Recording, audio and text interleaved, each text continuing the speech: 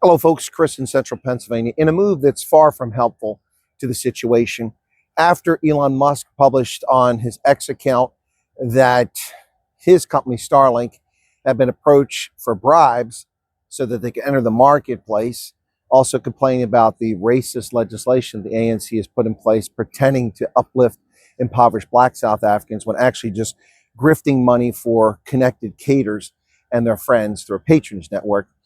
Elon Musk complained about both those things. And rather than address the complaints or investigate them, the response to South Africa's government has been telling.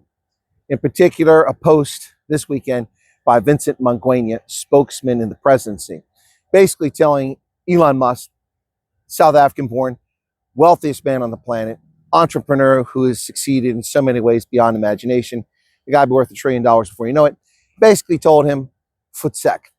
This is a bureaucrat that makes a few $100,000 a year at most, and this is how he behaves to the most innovative man on the planet.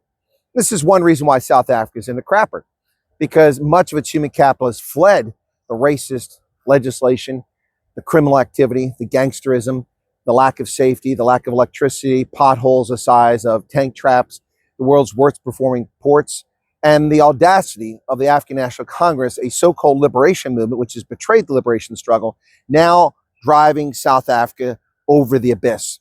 This is a bucky that's headed right over the cliff. And the driver is the ANC under Cyril Ramaphosa and his spokesman, Vincent Mangwenya. Instead of investigating and taking this seriously, he chooses to be cheeky on X.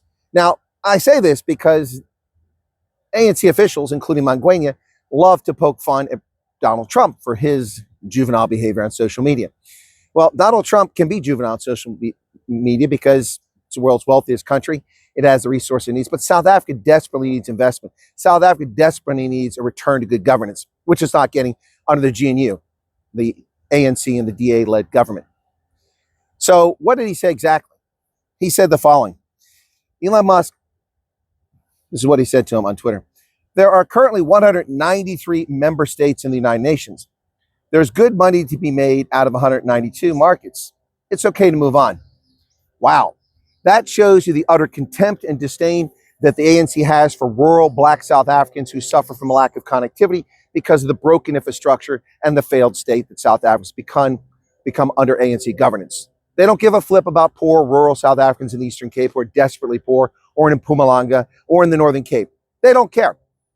They're much more interested in their grift, what they can fleece from people.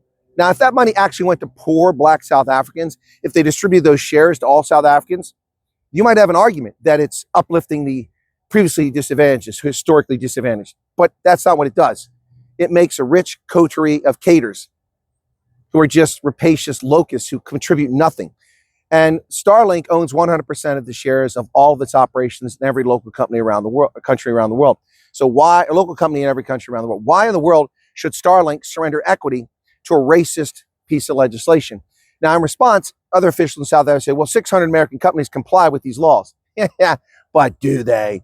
Do they? Let's take a closer look at their BEE scores. Let's take a look at what these American companies are doing to survive. Also, some of them are very small, so they have been exempt from these idiotic racist requirements until recently. But this is the approach of the South African government. The spokesman in the presidency, Vincent Mangwenya, telling the richest man on the planet, a serial entrepreneur with success beyond imagination, to basically Voetsek, piss off, go find another market. By the way, the other 192 markets, you can't get in all of them. Elon Musk is not going to put Starlink in North Korea, probably not in Mongolia. Who knows if they're even in Russia? I don't know.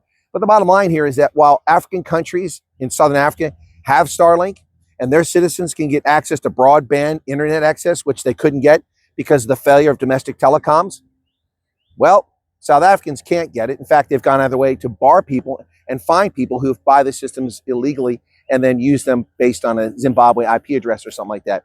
Shameful conduct by the government of South Africa. This is not helpful. This is the exact same piss poor attitude, this arrogance that was displayed in the trade negotiations with the U.S. Oh, wait, there were no trade negotiations. Trump came up with reciprocal tariffs, and unlike Vietnam and China, the UK, and a host of other countries, South Africa simply cried about it and said it was unfair.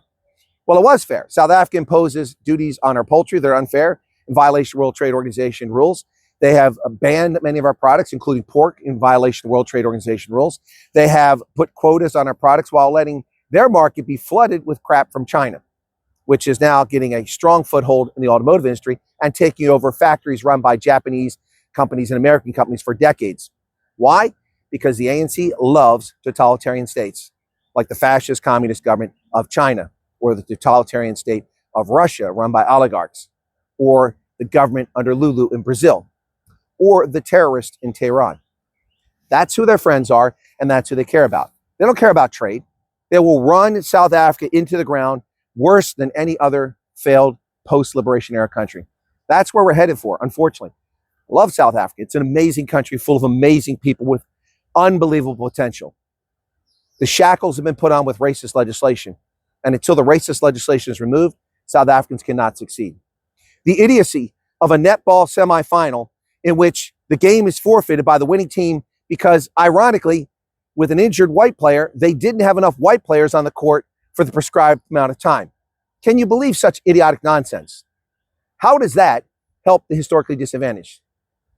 Affirmative action and preferential treatment for people is racist and counterproductive. Stealing equity from companies, forcing them to divest, to give it to people who are unqualified, who have no sweat equity, who contribute nothing, simply because they're connected to the ANC, accomplishes nothing except destroy companies. Thousands of businesses have been destroyed in South Africa because of this.